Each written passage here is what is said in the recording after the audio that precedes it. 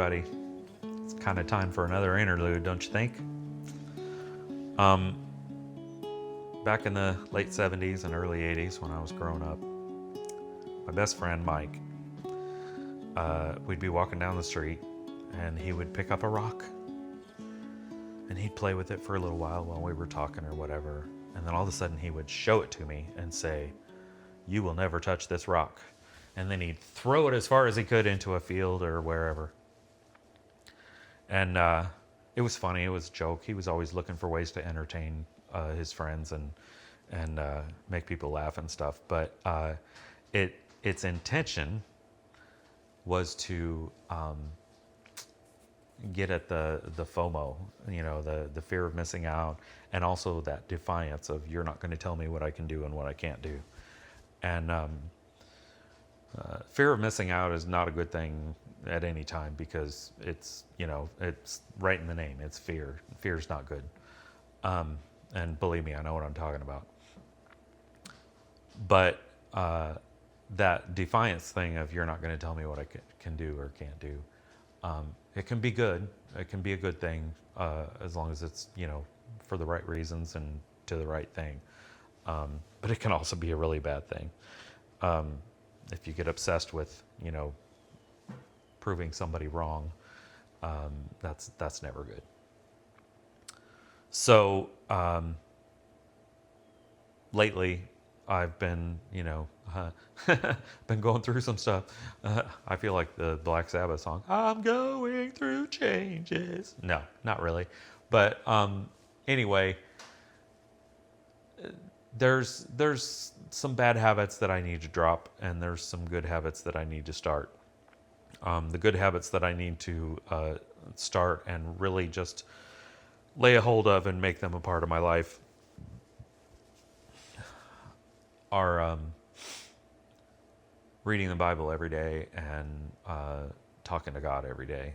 And I pray every day, but it's I think a typical prayer. It's not the kind of prayer that it's not that pray without ceasing kind of prayer. It's more of a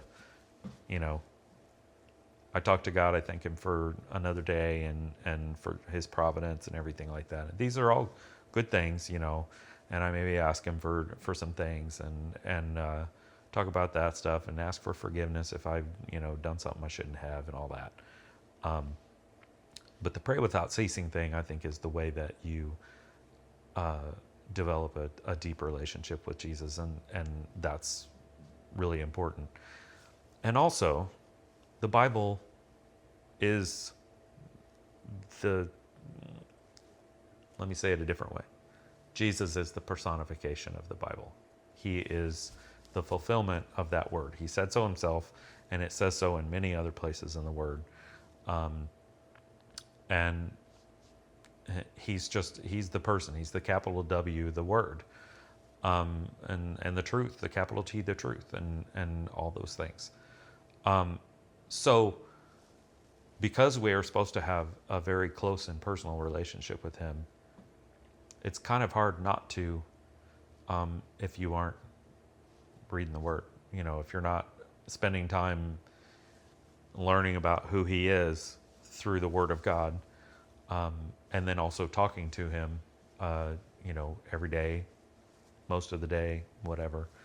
It doesn't have to be a literal thing. It doesn't have to be turned into some sort of, obsessive thing where you're literally talking to him every second of the day or anything like that. But it's just a thing where you include him in your life. You talk to him.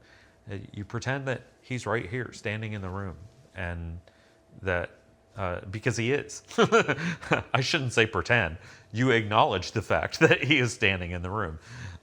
He's with us all the time, and we just need to acknowledge that and treat him like a best friend. Not the kind of best friend that shows you a rock and then throws it. Not that kind. Sorry, Mike. But well, okay.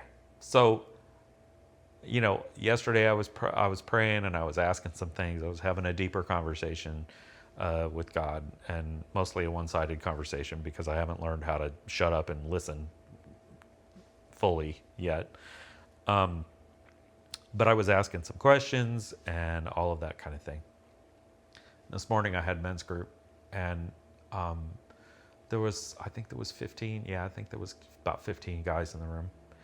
And there's always a topic, and it's more of a question kind of topic thing or whatever. And whoever wants to talk can talk. There's no obligation or anything like that. But multiple people, talked throughout the hour or so that we were there. And I swear, almost every one of them that spoke, they said something that was a specific, particular answer to my questions, or was a specific anecdote or lesson or whatever that has to do with like my situation right now. And not only that, not only did I hear from multiple people that it was, something that was very much an answer to my question, my prayer questions, but also each one of them looked at me right when they said the thing that was important to me. They didn't know that. They didn't know the prayer that I had yesterday with God. They didn't know what my conversation was.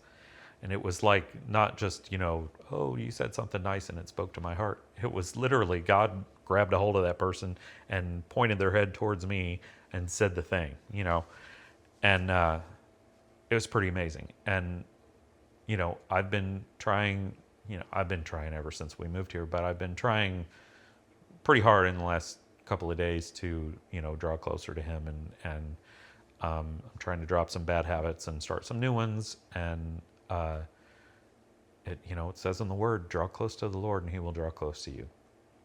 And there it is. I did, and there he is. However he can get me to hear him, which in this case was through a bunch of other, Christian men. There he is speaking to me. And so I wanted to share that. I also just wanted to say that, like one of the things that I struggle with is this video game that I've been playing for like 8 years. It's a visual thing. It's not like a big action game. It's a very calm, casual game. But it's, if you fight addictive personality issues like I do, it can be a big hook. It sucks you in big time. And playing this game is not a sin. It becomes sinful when it gets in between you and God, and that's what it has done. And my morning routine is me getting coffee and playing this game because it's a thing where you tend to it, several times throughout the day. And I end up not reading the word, and I end up not talking to God. And so it's in the way. It needs to go. And, someday if I've got the good habits down and it's not going to become an issue, and it's not going to take over, not take over my life, but you know what I mean? It's not going to become a thing that has me rather, it's not playing me rather than me playing it, if you get my meaning. Then, maybe I can go back to it, but I probably won't. I don't need to. I've got better things to do with my time. But, it's not, I'm trying to convey that, yes, there are things that are there's just sins, but anything can become a sin if it takes over your life, if it is getting between you and God. So then there's that scripture that says, seek first the kingdom and all these things will be added to you. And it's talking about, it's in the context of needs, clothing, food, shelter, all of those things. He's saying God knows what you need. He knows, all of that stuff. And he takes care of the birds, and they don't even have to do anything, and there's food for them and shelter for them and everything else. And they just trust that it's going to be there, that, so That's, that's what we need to do. But also, I would add to that, and I'm not trying to, add to the Bible or anything. Don't get crazy on me. But I would add to that seek first the kingdom, and all the crap will drop off of you. all of the bad habits and the things that cause you strife, or the maybe hidden sins that are not good, or whatever it might be, because it's kind of hard to have a deep relationship with Jesus and to be talking to him all day long and to be thinking about him all day long and still do some of those things. Even if it's something as simple as a video game, if it's between you and him, or if it's coming between you and him, it can be a problem. And if you just make that adjustment, change the habit, say, I'm putting this down for a while, because I want to seek you. I want to make sure that I'm moving closer to you, and he will show up. He will show up and be there for you and help you through it and all of that stuff.